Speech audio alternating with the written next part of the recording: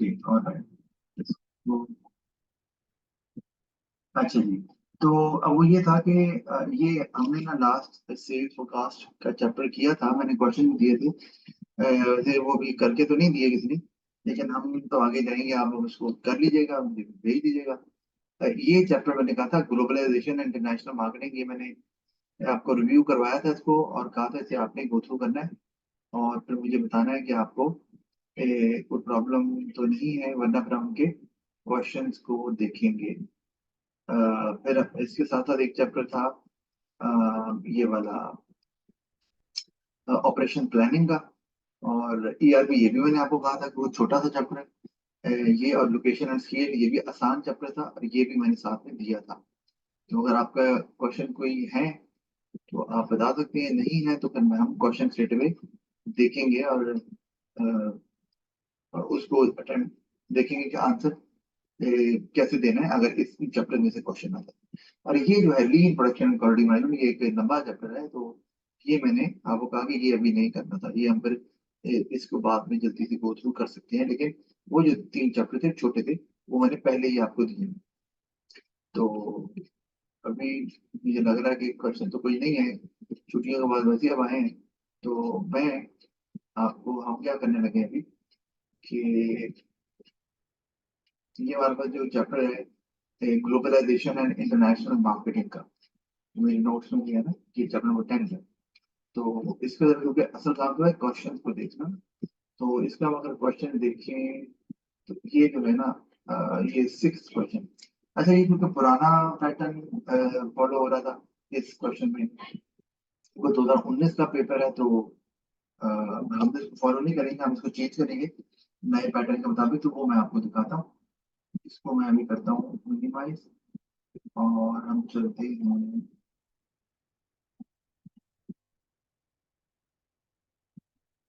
क्या अभी वर्मा जी वही पेपर आ गया जिसका क्वेश्चन मैंने आपको अभी दिखाया है। तो साथ में आंसर एक है, और वो मैं आपसे पूछूंगा उसके बारे में, इस आंसर में क्या गलत है क्या सही है वगैरह वगैरह। तो अभी हम ये करते हैं कि जल्दी से इसको पढ़ लेते हैं। तो केस स्टडी में दी हुई है ना, ये इसको देखते हैं। ये हमारे पास क्वालिटी हाउसेस, थोड़ा हम इसको पढ़ लेते हैं ताकि हमें आइडिया, क्योंकि ये तो बहुत लंबी केस स्टडी है, हमने इतनी लंबी केस स्टडी में नहीं जाना। क्योंकि ना तो इतना अब इतनी लंबी केस स्टडी अब आती है आपको, क्योंकि P3 तो अब P3 रहा नहीं है, मतलब अब वो 2 पेपर्स में डिवाइड हो गया हुआ है, P3 एंड P4। तो इसीलिए हम सिर्फ रेलेवेंट जो इन्फॉर्मेशन है उसी को पढ़ेंगे और फिर सवाल की तरफ चलेंगे। सवाल मैं आपको दिखा देता हूँ। सवाल है जी हमारे पास ये, तो इसको मैं थोड़ा सा चेंज कर रहा हूँ। सवाल है कि एवेल्युएट, अच्छा मैं सवाल जो मैंने बनाया है वो मैं दिखा देता हूँ। ये सवाल क्या है जी, evaluate the methods of market entry QH should use to start selling houses in the European market। यानी कि एक बिजनेस है QH जिसकी बात हो रही है, और वो घर बनाते हैं, तो वो अगर यूरोपियन मार्केट में एंटर होना चाह रहे हैं, यानी कि वहां पर भी घर बनाना चाह रहे हैं, तो घर बनाने का बिजनेस करना चाह रहे हैं, तो उनके पास कौन से मेथड्स ऑफ मार्केट एंट्री है।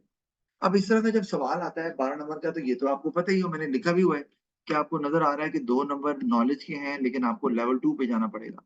2 नंबर एप्लीकेशन के हैं, इसमें भी लेवल 2 पे जाना पड़ेगा। 2 नंबर एनालिसिस के लेवल 2, और 6 नंबर वैल्यूएशन के लेवल 3 पे जाना है। अच्छा, और इसका स्ट्रक्चर क्या होगा कि आप पहले कोई 2-3 मेथड बताएंगे एंट्री के, उनकी इंपॉर्टेंस बता सकते हैं आप, कि क्या है, वो कैसे हेल्प करेंगे क्यूएच को यूरोपियन मार्केट में एंटर होने में, ताकि वहां पर घर अपने वो घर बेचना शुरू कर सके।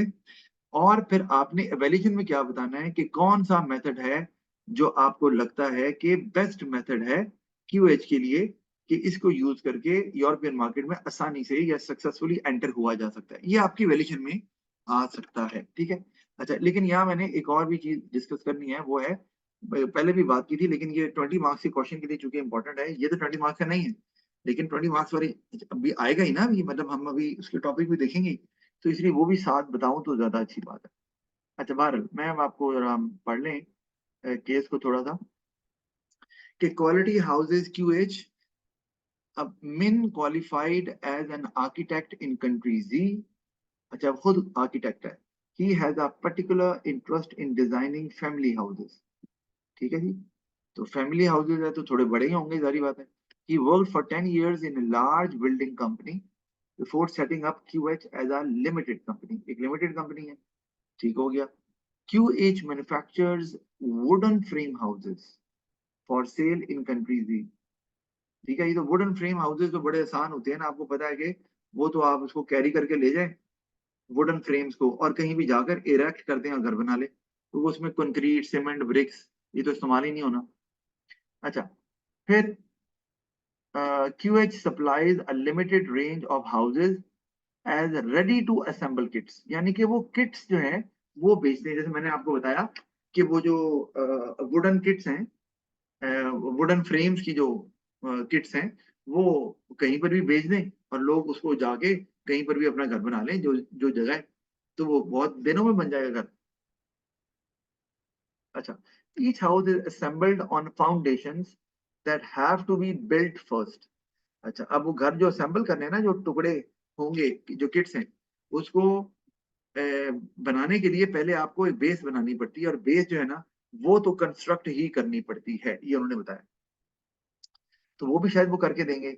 अच्छा, buyers can either build the house themselves, या वो खुद कर लें, और पे QH टू डू पार्ट और ऑल द वर्क, या QH को दे देंगे कुछ काम आप कर दें या फिर सारा ही कर दें, मर्जी है उनकी ना। अच्छा, the buyer is responsible for internal decoration. अब इंटरनल डेकोरेशन तो बायर ने खुद ही करनी है, जारी बात है, वो उसका सामान है। फिर the market for these houses has expanded, इस तरह के घरों की डिमांड बढ़ रही है कि जल्दी से ऑफ कोर्स सस्ते भी होंगे और आसानी से आप उनको वो क्या कहते हैं वाइंड अप भी कर सकते हैं, और जहां चाहें उसको आप दोबारा से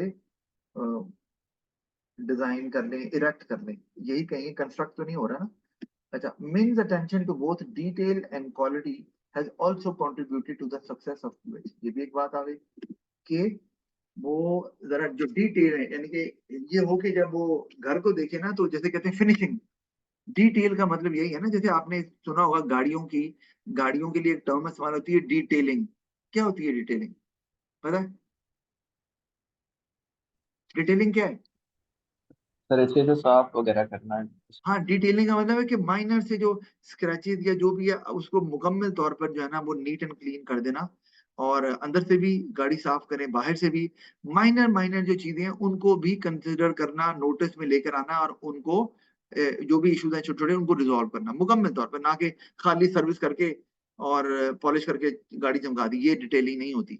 तो इसी तरह वो जो डिटेल लिखा हुआ है यहाँ पर भी word, both detail and quality, की क्वालिटी भी अच्छी जो उनकी किट्स हैं उनकी, और साथ में माइनर जो चीजें हैं उनका भी ख्याल रखना, ताकि जब घर बन जाए तो उसकी जो फिनिशिंग है वो आपको एक्सेप्टेबल हो, वो अच्छी लगे। तो माइनर चीजों को भी कंसिडर वो कर रहा है। अच्छा, उसके बाद ये तो हमने देख लिया कि इक्वालिटी हाउसेज क्या है और वो क्या करते हैं। अच्छा, हमने अब HR हमको छोड़ रहे हैं और हम आगे चलेंगे सीधा, क्योंकि जहां हमने हमारा जो रेलेवेंट चीज है वो हम देखेंगे। अच्छा, ये भी हम जरूर देख लेते हैं कि assembling the kit houses on site, assemble करना ये भी होता है।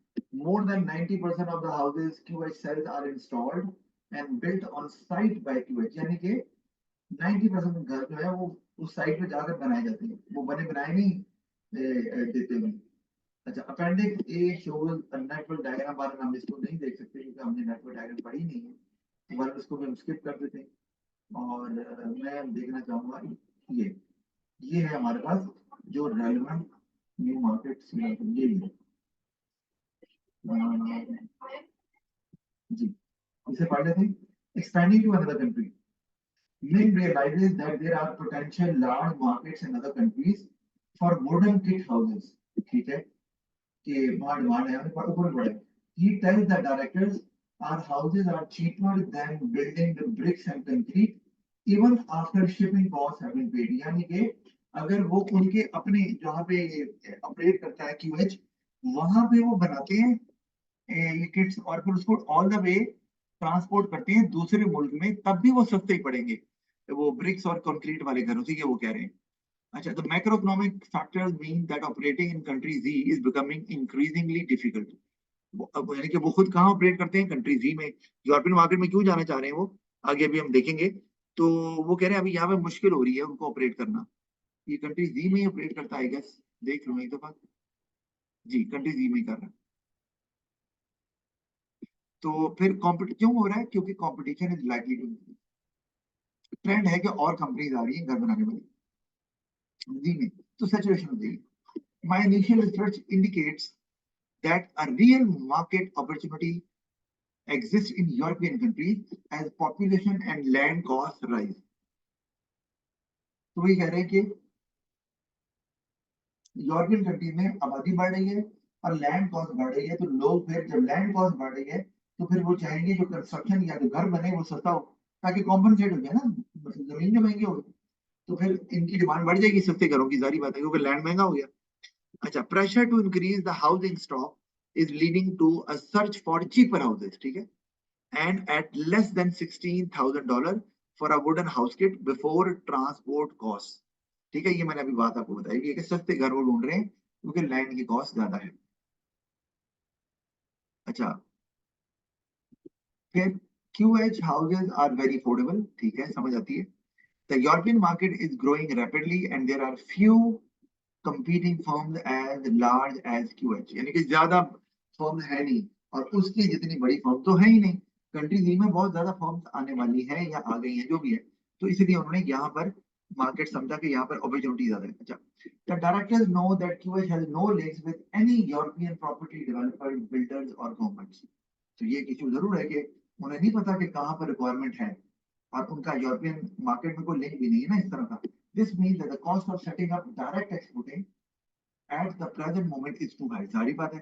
वरना वहां कोई बिल्डर या डेवलपर हो ना, तो उसके थ्रू अपनी चीजें भेज दें और वो फिर आगे लोगों को क्लाइंट्स लेके दे दे और उनकी चीजें बिक जाएंगी आसानी से। मतलब उनकी जो वुडन हाउस किट्स हैं उनकी बात हो रही है ना, लेकिन उनका कोई ऐसा कनेक्शन वहां पर मौजूद नहीं है बिल्डर या डेवलपर की शक्ल में, तो उनको फिर महंगा पड़ेगा ये काम, क्योंकि उन्हें खुद एक्सपोर्ट करना पड़ेगा। डायरेक्ट एक्सपोर्टिंग आप समझते हैं, हमने पढ़ा भी था लास्ट क्लास के अंदर कि आपको खुद ही ये काम करना, जो कि महंगा पड़ेगा। सारी डॉक्यूमेंटेशन, ट्रांसपोर्टेशन आपको खुद करनी पड़ेगी, शायद आपको एजेंट भी हायर करना पड़े, एक्सपोर्ट ऑफिस खोलना पड़ जाए दूसरे मुल्क के अंदर, वगैरह वगैरह। अच्छा, they plan to discuss the different methods QH could use to enter the European market. These include, अब उनके ध्यान में क्या प्लान है, एक franchising the local marketing and assembly of wooden houses।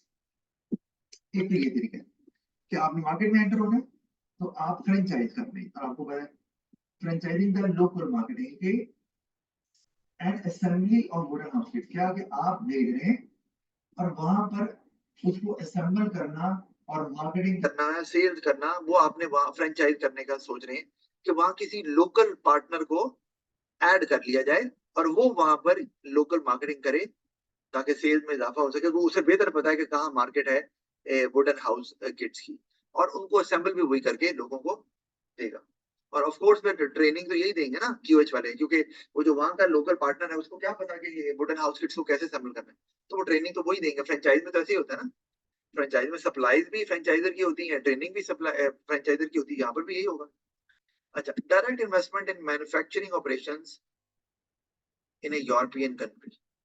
अच्छा, एक और बात, अब यहाँ पे लिखा हुआ है लोकल मार्केट, तो आपको ये भी पता है कि फ्रेंचाइज में नॉर्मली जो नेशनल एडवर्टाइजिंग होती है ना, या जो नेशनल मार्केटिंग होती है वो फ्रेंचाइजर ही करता है, लेकिन लोकल मार्केटिंग आप फ्रेंचाइजी को दे सकते हैं। उसकी वजह ये है कि उसको ज्यादा पता है ग्राउंड रियलिटी का, उस रीजन की। पूरी दुनिया में करनी है तो वो एक मैसेज ओवरऑल जा रहा है, वो फाइन फ्रेंचाइजर कर सकता है। लेकिन जैसे मैं एग्जांपल देता हूँ कि कोई मैकडोनल्ड्स की ब्रांच है किसी एक एरिया में, तो उसकी तो मार्केटिंग वही करेंगे ना कि हमारी ब्रांच में ये ऑफर लगी हुई है, ये यहाँ पर वाकया है, या अपनी उस लोकेशन की या बिल्डिंग की मार्केटिंग करनी, तो वो तो लोकली होगी ना फिर। तो वो यही हो रहा है यहाँ पर भी। अच्छा, direct investment in manufacturing operations in a European country, एक ये भी है, खुद से इन्वेस्ट करें, यानी कि वहां इन्वेस्ट करके उधर अपना प्लांट लगाएं और वहां पर वो जो वुडन हाउस किट्स है वो वहां बनाएं, ना कि यहाँ से भेजें, तो वो महंगा पड़ेगा। ये तरीका है। तीसरा, joint venture with a European building company. Joint venture करते हैं। और आप हमने पढ़ा भी था पहले कि ये फर्क होता है। ज्वाइंट वेंचर में क्या है कि आपने एक किस्म की पार्टनरशिप की है, लेकिन सिर्फ उस पर्टिकुलर प्रोडक्ट के लिए, और वो प्रोडक्ट क्या है, वो है वुडन हाउस किट्स। तो अब एक बिल्डिंग कंपनी के साथ आपने ज्वाइंट वेंचर कर लिया, अब आप मिलके ये काम कर रहे हैं, वहां बना रहे हैं। ठीक है, वो भी आपको हेल्प कर रहा है। अब वो वहां पर मौजूद है तो आसानी है आपको, उसको ज्यादा बेहतर तरीके से पता है लोकल मार्केट का, लोगों के टेस्ट का, और क्या प्राइस होनी चाहिए। और यहाँ से आप अच्छी क्वालिटी की जो वुडन हाउस किट्स है वो बनाकर वहां बेच रहे हैं। तो दोनों अपना जो रिसोर्सेज है, कैपिटल है, फाइनेंस है, मैन पावर है वो, और मैनेजमेंट है, वो शेयर करेंगे। ये होती है ना ज्वाइंट वेंचर। तो लेकिन सिर्फ वो जो बिल्डिंग से रिलेटेड प्रोजेक्ट्स हैं उनकी बात हो रही है। अगर क्यूएच का कोई और प्रोजेक्ट है तो वो ज्वाइंट वेंचर में शामिल नहीं होगा। इसी तरह जो यूरोपियन बिल्डिंग कंपनी होगी उसका भी कोई और अगर प्रोजेक्ट है तो वो भी इसमें शामिल नहीं होगा। सिर्फ वुडन हाउस किट्स की जो बात है उसी में ज्वाइंट वेंचर कर रहे हैं। ठीक है जी, तो हम काफी है इतना। अब हम देखते हैं, वापस चलते हैं, आपको मैं अपना भी आंसर दिखाऊं। अच्छा देखिए, गौर कीजिएगा, मैं सवाल अब शुरू कर रहा हूँ ना, एक बात तो पहले आपको मैंने कि ये जो सवाल लिखा हुआ है, evaluate the methods of marketing and market entry QH should use to start selling houses in the European market। तो आपने कभी भी क्वेश्चन के शुरू में या स्टार्ट में ये नहीं कहना कि जी ये वाला मेथड बेहतर है, ये वाली बात नहीं करनी। क्योंकि ये बात आपने आखिर में करनी है वैल्यूएटिव कमेंट में, कि ये क्यों मेथड बेहतर है, इस वजह से उसकी जस्टिफिकेशन वहां देनी। यहाँ आपने सीधा जो भी मेथड बताएंगे उसका फायदा बताना है आपने। ठीक है, अच्छा क्या इंपॉर्टेंस बताएंगे, अगर कोई नुकसान है तो वो भी बता दें। अच्छा, अब यहाँ पे मैं लिख रहा हूँ, few of the methods to enter European market are as follows: franchising, direct exporting, joint venture, foreign subsidiaries। मैंने बहुत से पॉइंट लिखे हुए हैं, लेकिन अगर आप गौर करो तो फ्रेंचाइजिंग और डायरेक्ट एक्सपोर्टिंग और ज्वाइंट वेंचर, ये तीनों के तीनों, ये केस में भी लिखे हुए। तो बस ये ध्यान में रखना है, मैंने यहाँ लिख तो दिए हैं, लेकिन ये ध्यान में रखना है क्योंकि ये केस में लिखा हुआ है, इसीलिए आप इसको नॉलेज के तौर पर इस्तेमाल ना करें तो बेहतर।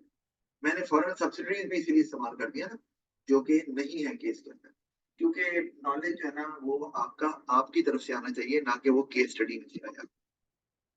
अच्छा, आगे देखते हैं कि franchising is a method where an established business allows or gives the right to an individual or group to use its brand name, logo and trading methods for a license fee or a certain percentage of sales। मैंने क्या किया, मैंने franchising को define कर दिया। तो ये क्या शो किया मैंने, तो बताएगा मुझे नॉलेज।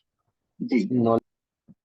जी नॉलेज तो ये है, लेकिन ये नॉलेज सिर्फ लेवल 1 है, यानी कि नॉलेज के 2 नंबर हैं, लेकिन मुझे यहाँ पर एक से ज्यादा नंबर मिलने वाला ही नहीं, क्योंकि मैंने सिर्फ डेफिनेशन ही दी है।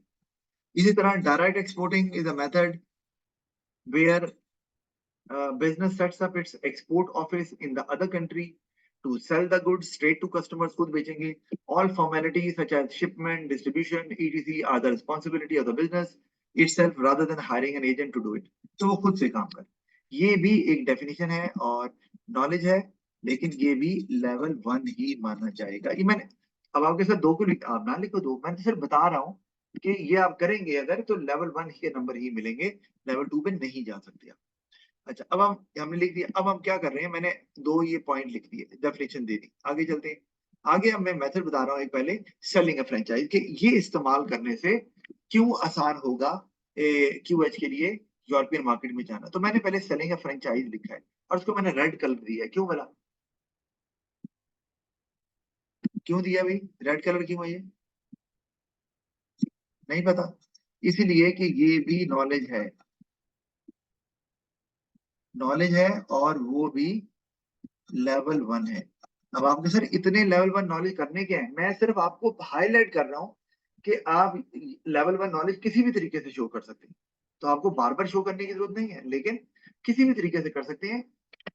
आपको पता होना चाहिए कि आप नॉलेज जो शो कर रहे हैं वो कौन से वाला लेवल, क्योंकि इसमें अभी तक हमने कुछ डेवलप तो किया नहीं है, सिर्फ बुकिश नॉलेज, सिलेबस की नॉलेज को प्रेजेंट कर रहे हैं बस।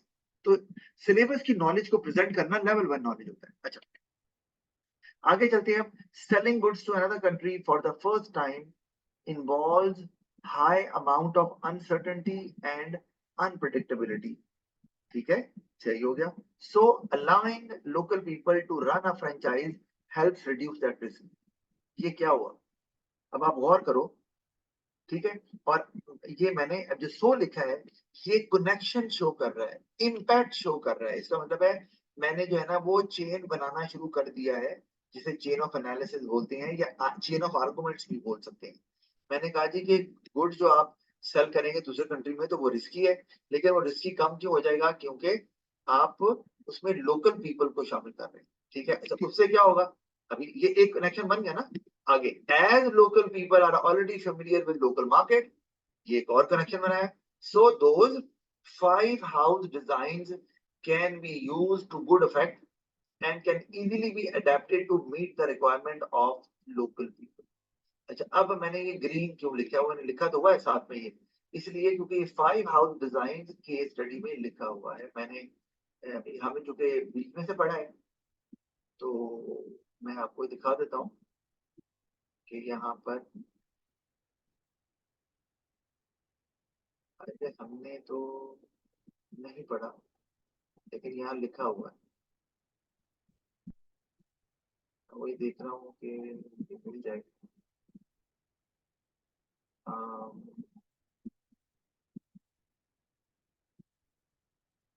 यहाँ पर पर ये मैं आपको शेयर भी कर दूंगा ना। अभी मैंने कहा कि टाइम को हम बचाएं, लेकिन मैंने तो यहीं से लिया ना, अभी मुझे फिलहाल यहाँ नजर आ नहीं रहा, लेकिन 5 हाउस डिजाइन इनका ये केस के अंदर मौजूद है। एनीवे, यहाँ पे चलो देख लें गौर से कि यहाँ मैं लिख लेता हूँ ना, यहाँ खुद ही आता है।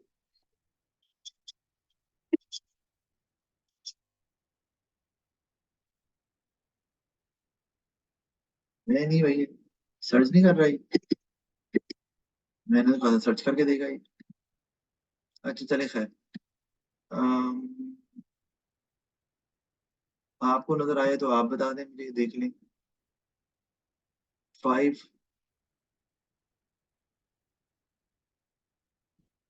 यहाँ ये तो हमने पढ़ा था ना, यहाँ नहीं,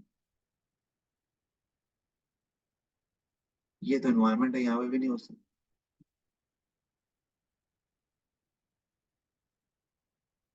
और यहाँ भी नजर नहीं आ रहा।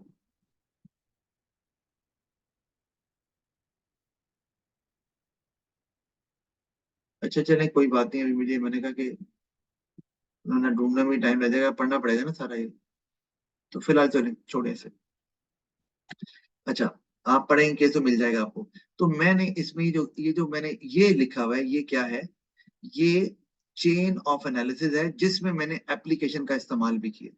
अब आप देखो तो चेन ऑफ एनालिसिस ये कैसे है, यानी कि चेन ऑफ एनालिसिस का मतलब है कि अगर आपने एक से ज्यादा कनेक्शन बनाए हैं, एक से ज्यादा आर्गुमेंट या एक से ज्यादा इम्पैक्ट शो किए हैं, ऐसे ले लो आप, एक से ज्यादा इम्पैक्ट शो किए हैं, तो इसका मतलब है, या एक से ज्यादा लिंक्स बनाए हैं, कोई भी वर्ड इस्तेमाल कर लें आप, लिंक एक से ज्यादा है, कनेक्शन एक से ज्यादा है, या इम्पैक्ट एक से ज्यादा है, तो वो लेवल 2 एनालिसिस पे आपको ले जाता है। तो आप गौर करो, यहाँ है एक, सो अलाउइंग पीपल, लोकल पीपल, ये वाला कि रिस्क कम होता है, एक ये इम्पैक्ट है, और एक इम्पैक्ट है ये वाला कि वो ऑलरेडी फेमिलियर होते हैं, जिससे वो जो 5 हाउस डिजाइन उन्होंने बनाने हैं, उनको आसानी से can be use to good effect, और आसानी से लोगों की, लोकल पीपल की रिक्वायरमेंट को मीट कर सकते हैं। तो ये एप्लीकेशन भी साथ आ गई, ठीक है जी। अच्छा, अब यहाँ पर अगर मैं कहूँ तो एनालिसिस जो यहाँ हुआ है वो लेवल 2 पे गया है हमारा, क्यों, क्योंकि 2 इम्पैक्ट हमने शो इसमें किए हैं।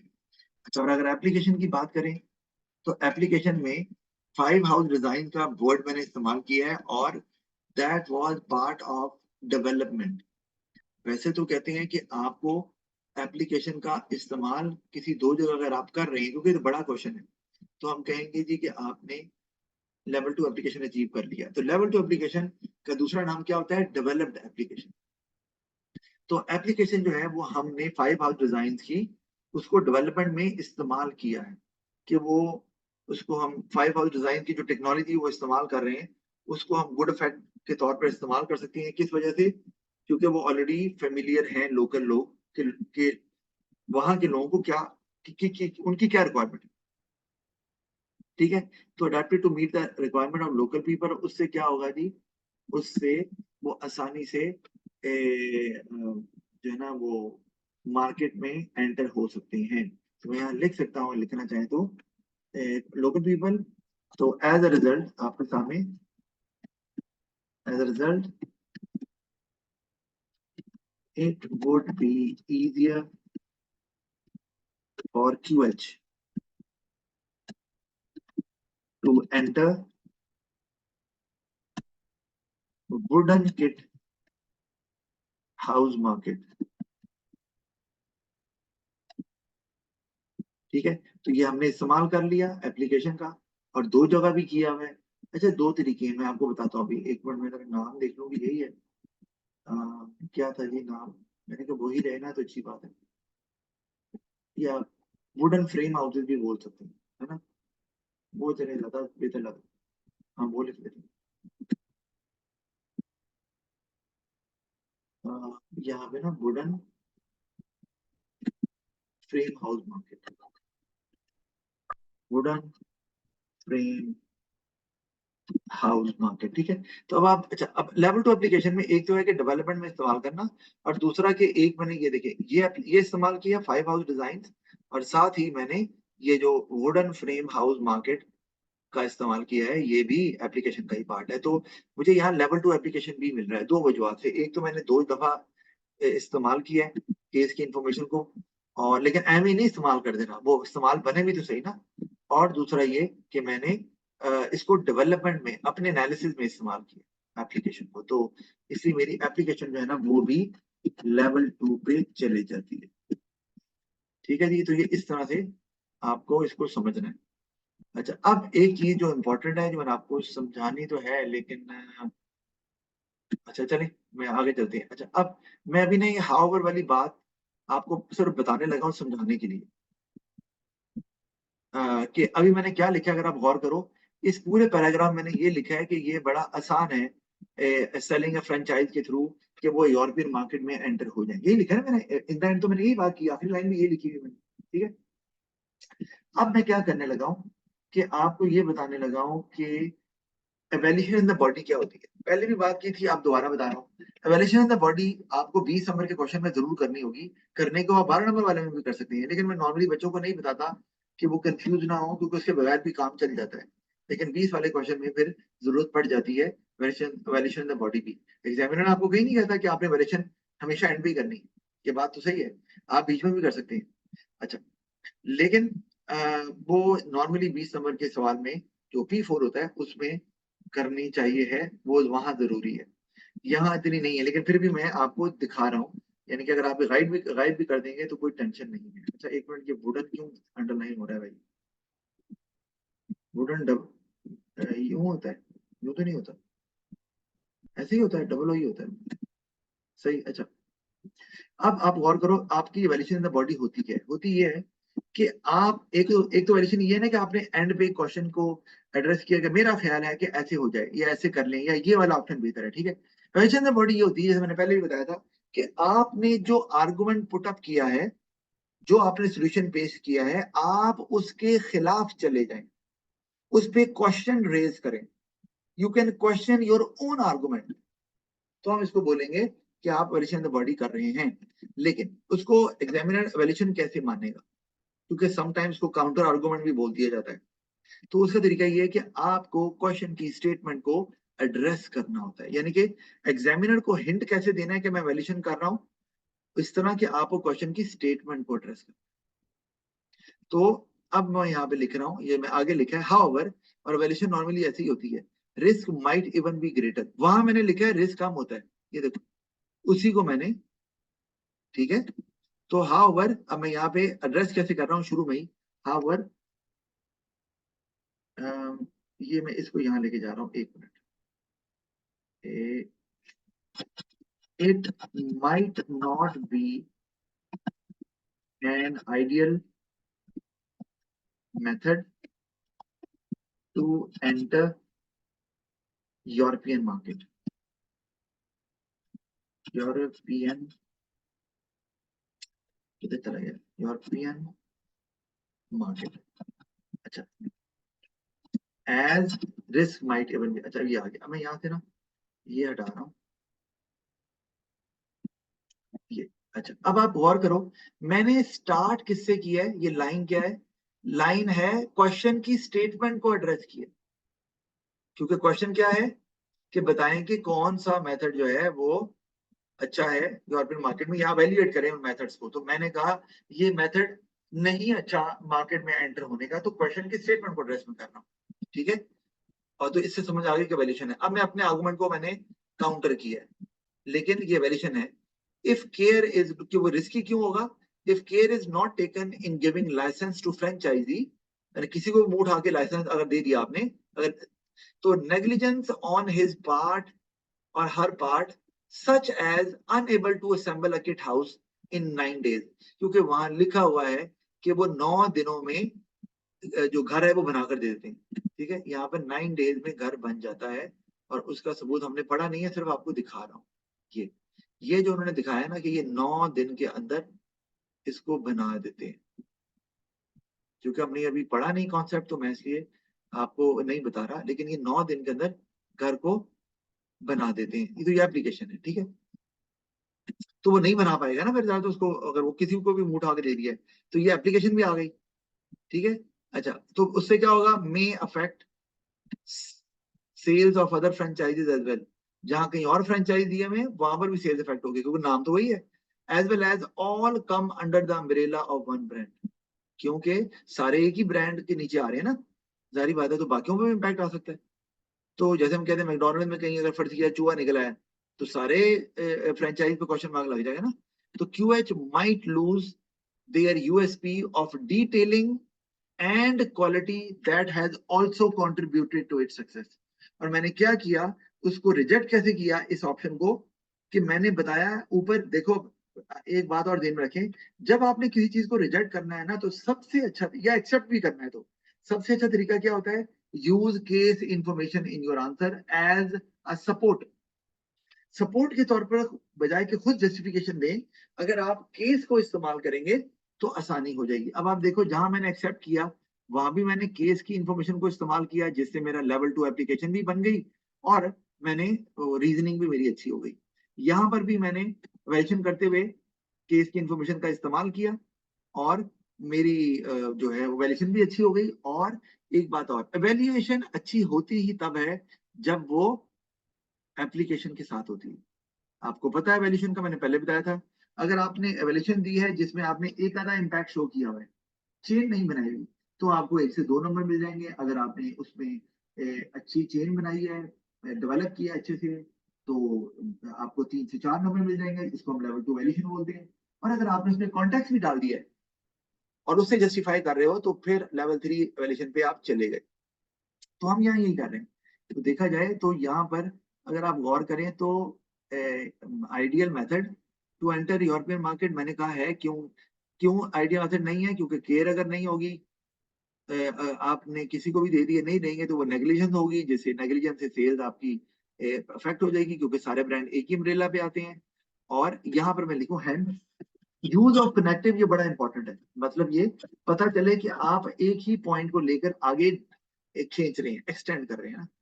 तो ये हमारे बन गए, ये भी वैल्यूएशन के अंदर भी आपको ऐसे करना होता है, चेन बनानी होती है। Hence QH might lose their USP वगैरह वगैरह मैंने आगे लिख दिया। तो ये डेवलप्ड वैल्यूएशन आ गई इन कॉन्टेक्स्ट, और इसको क्या बोलते हैं, क्या लिखा मैंने, डेवलप्ड वैल्यूएशन इन कॉन्टेक्स्ट, इसको बोलते हैं वैल्यूएशन। कौन सी, लेवल 3, बॉडी के अंदर ही, बॉडी में ही वैल्यूएशन लेवल 3 हमें यहाँ पर नजर आ रही, ठीक है जी। अच्छा ये हो गया, ये हमने एक काम। अब आप गौर करो नंबर कितने मिल गए, नॉलेज के नंबर अगर आप गौर करो तो कितने मिले। अब देखो ऊपर तो लेवल 1 नॉलेज आ रहा था, लेकिन यहाँ पर मैं बताना आपको, सॉरी भूल गया, ये सेलिंग ए फ्रेंचाइज जहाँ लिखा है, तो ये आगे मैंने उसी को कैरी किया ना, selling goods to another country for the first time involves high amount of certainty and unpredictability, so allowing people to run a franchise help reduce that risk, ठीक है। तो इसमें एनालिसिस भी है, और आपने अपनी नॉलेज को आगे ड्रैग किया है अपनी एनालिसिस के अंदर ना, किसको, सेलिंग ए फ्रेंचाइज को। तो ये लेवल 2 नॉलेज भी बन रहा है यहाँ पर। तो मैं यहाँ लिखूंगा, यहाँ पर लिख देता हूँ कि ये लेवल 2 नॉलेज भी है, ANOWLEDGE नॉलेज लेवल 2 भी इसके अंदर मौजूद है। और वो क्या होता है कि नॉलेज को अपने एनालिसिस में इस्तेमाल करना, वो हुआ गया यहाँ पर, हमने कर लिया। तो इस तरह से ये काम चलता है। तो लेवल, इसमें हो गया, हमें लेवल 2 नॉलेज एक जगह शो किया, 2 नंबर मिल गए। लेवल 2 एप्लीकेशन एक जगह शो किया है, बिल्कुल किया है, 2 नंबर वहां भी मिल गए। तो इस तरह से नंबर मिलते जाते हैं, 4 हो गए। अच्छा, लेवल 3 ये वैल्यूएशन शो किया, बिल्कुल वो भी किया हुआ हमने, एक जगह पे नजर आ रहा है।